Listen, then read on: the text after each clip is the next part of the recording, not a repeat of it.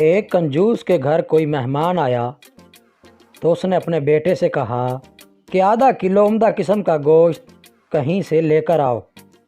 بیٹا بازار گیا اور کافی دیر بعد خالی ہاتھ گھر لوٹ آیا۔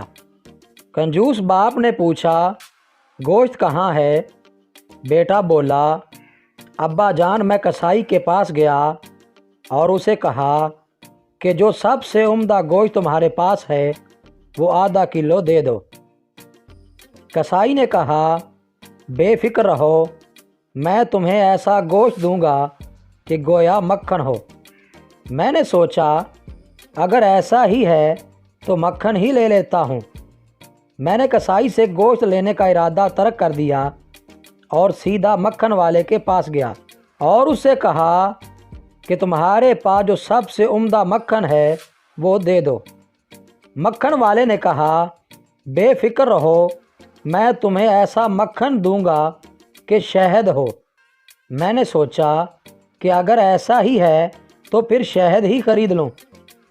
چنانچہ میں شہد والے کے پاس گیا اور اس سے کہا کہ تمہارے پاس جو سب سے عمدہ شہد ہے وہ مجھے دے دو۔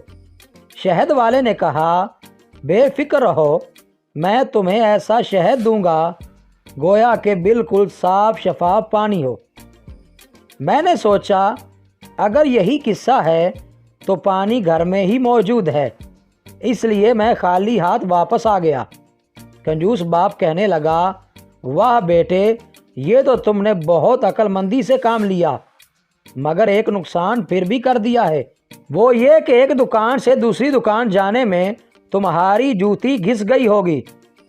بیٹا بولا نہیں ابا جان، ایسا نہیں ہے، میں تو مہمان کی چپل پہن کر گیا تھا، اس لیے کوئی نقصان نہیں ہوا۔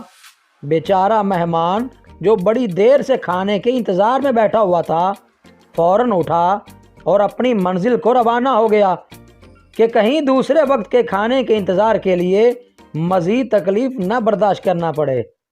مزید اچھی ویڈیوز کے لیے چینل کو سبسکرائب کریں اور بیل کے آئیکن کو لازمی پریس کریں۔